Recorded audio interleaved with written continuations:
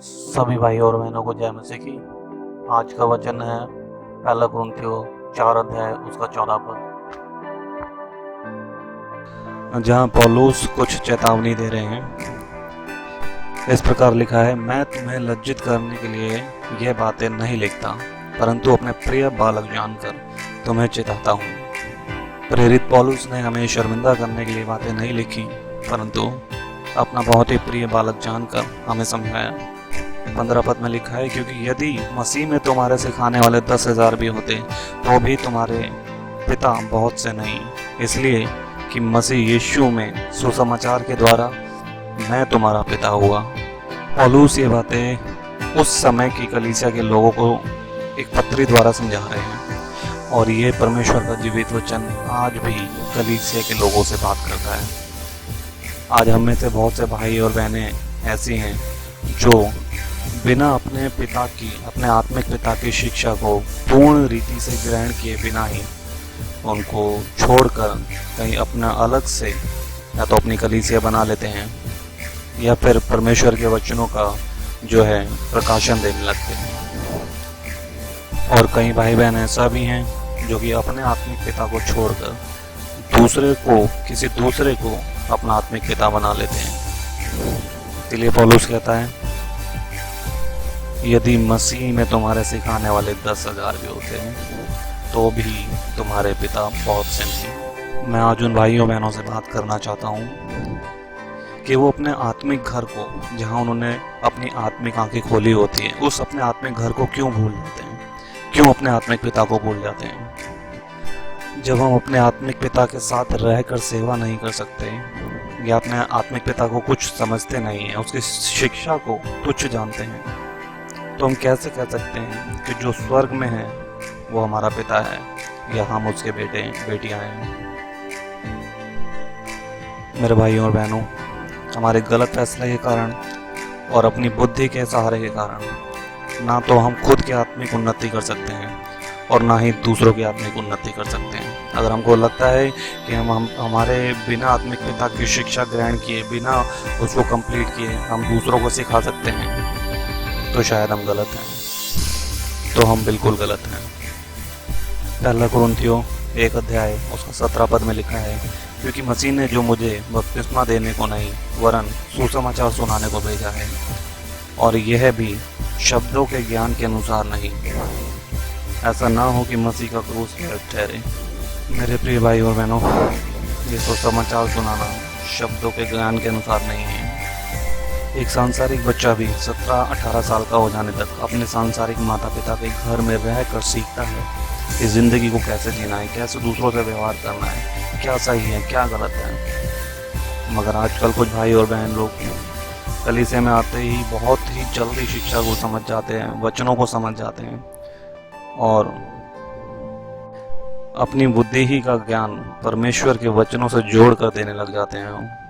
उनको यह लगता है कि उनको अब सब समझ में आ गया है और उनको किसी भी समझाने वाले की ज़रूरत नहीं है। वो परमेश्वर के वचनों को इतना अच्छे से जान गए हैं कि वो दूसरों को भी सिखा सकते हैं कि क्या सही है क्या गलत है। जब हम नए नए कलीसिया में आते हैं, परमेश्वर के भवन में आते हैं और परमेश्वर के वचनों को अपने उस आत्मिक पिता से सुनते हैं, तो हमें ऐसा लगता है ये तो बहुत आसान है।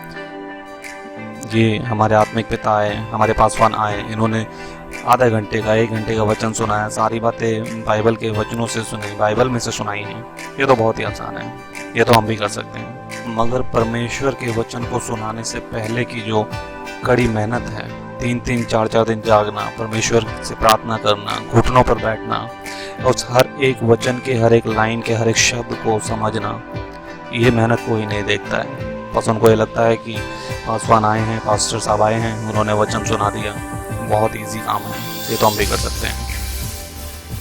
पर जो हमें परमेश्वर के वचनों का सही ज्ञान समझा रहा है, सही ज्ञान दे रहा है, बाइबल पर जीना सिखा रहा है, हम उसकी मेहनत को नहीं देखते। हमको लगता है ये बहुत आसान है।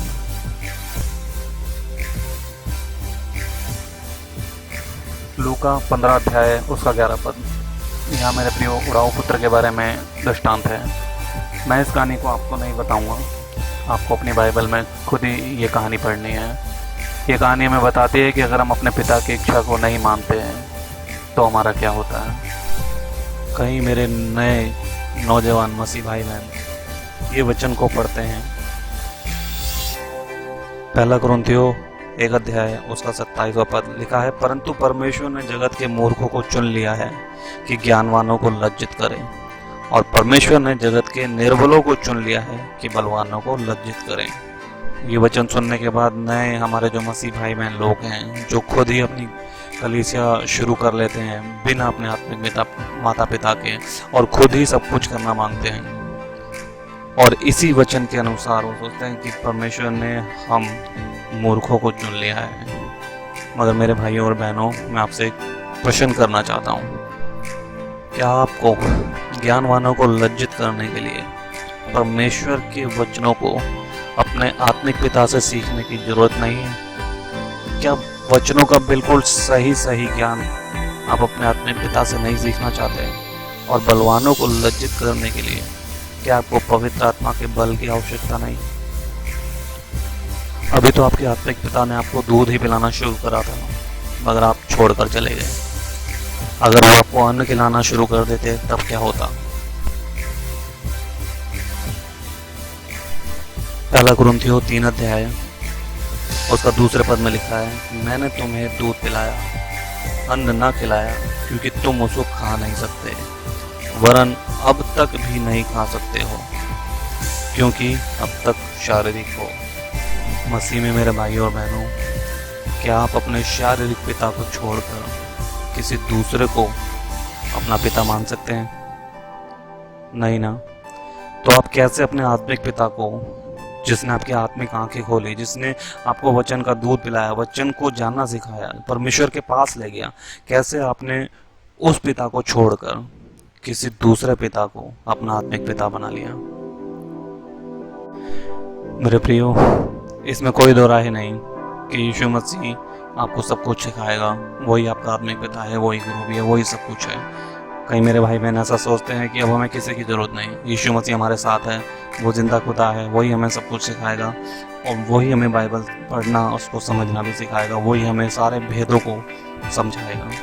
ये बात बिल्कुल सही है, मगर आपसे मैं एक और क्वेश्चन करना चाहता हूँ, क्या आपने अपनी पढ़ाई, अपनी चाहे आपने 10th करी हो या 12th करी हो या किसी भी कोई भी कक्षा में, क्या आपने बिना शिक्षक के, बिना टीचर के अपने स्कूल की वो क्लासेस पास करी हैं?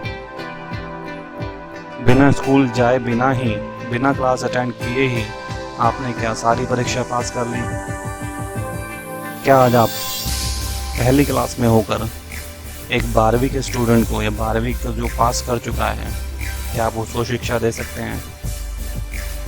अगर आपको लगता है कि हाँ, आप पहली क्लास में होकर 12वीं क्लास के विद्यार्थी को शिक्षा दे सकते हैं, तो वाकई में आपको किसी भी आत्मिक पिता की जरूरत नहीं। आपको वाकई लगता है कि आप पहली क्लास में होकर भी किसी 12वीं क्लास के बच्चे को सिखा सकते हैं, उसको पूरी शिक्षा दे सकते हैं, तो वाकई में आज आपको इस संसार के किसी भी आत्मिक पिता की जरूरत नहीं है। मत्ती 18 अध्याय उसके 3 पद में लिखा है, और कहा, मैं तुमसे सच सच कहता हूँ कि जब तक तुम ना फिरो और बालकों के समान ना बनो, तुम स्वर्ग के राज्य में प्रवेश नहीं करने पाओगे। मेरे प्रिय भाई और बहनों, हमको ये लगता है कि हम बड़े हो चुके हैं, सयाने हो चुके हैं, हमको किसी भी आत्मिक पिता की जरूरत नहीं है, मगर ये वचन कहता है कि बालकों के समान बनो। जब तक हम एक बालक होकर अपने आत्मिक पिता से नहीं सीखेंगे, उसकी शिक्षा को ग्रहण नहीं करेंगे, तो क्या हम खुद स्वर्ग राज्य में जाएंगे और क्या दूसरों को स्वर्ग राज्य में प्रवेश करा सकेंगे? यूहन्ना 14 अध्याय 10 पद में लिखा है, क्या तू विश्वास नहीं करता कि मैं पिता में हूँ और पिता मुझ में है? ये बातें जो मैं तुमसे कहता हूँ अपनी ओर से नहीं कहता, परंतु पिता मुझ में रहकर अपने काम करता है। यीशु मसीह ने इस धरती पर होकर भी, एक मनुष्य होकर भी, कभी भी अपनी ओर से कुछ नहीं किया, ना कहा। हमेशा यीशु मसीह ने अपने पिता की बात मानी, उसकी आज्ञा का पालन किया, और जो अपने पिता को करते हुए उसने देखा वो ही किया। वो अपने पिता से कभी अलग नहीं गया। मेरे भाइयों और बहनों, मैं आपको इस वचनों के द्वारा यही समझाना चाहता हूँ कि अपने आत्मिक पिता के पास, अपने आत्मिक घर में वापस आएं, अपने पिता से शिक्षा को ग्रहण करें, बहुत अच्छे से सीखें। अगर आप वाकई में परमेश्वर की, यीशु मसीह के सुसमाचार को पूरे जगत में फैलाना चाहते हैं, जगत के छोर तक फैलाना चाहते हैं, तो वापस अपने आत्मिक पिता के पास आएं, उनके चरणों में बैठें और सीखें कि कैसे प्रभु के कार्य को आगे बढ़ाना है। नम्र और दीन होना सीखें, अपने आत्मिक पिता का आदर करना सीखें। अगर आप इस धरती पर रहते हुए अपने आत्मिक पिता का आदर नहीं कर सकते, तो आप उस जीवते परमेश्वर का, जो स्वर्ग और पृथ्वी का बनाने वाला है, उसका आप क्या आदर करेंगे?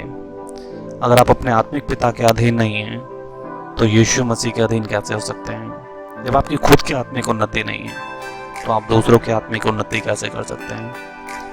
मेरा आपसे यही नम्र निवेदन है कि आप अपने आत्मिक माता पिता के पास वापस आएं, उनके चरणों में बैठें, उनसे सीखें, उनका आदर करें। परमेश्वर आपको बहुत ही ऊंचाइयों तक बढ़ाएगा। इन वचनों के द्वारा, जीवित वचनों के द्वारा आप सभी को बहुत आशीष मिले।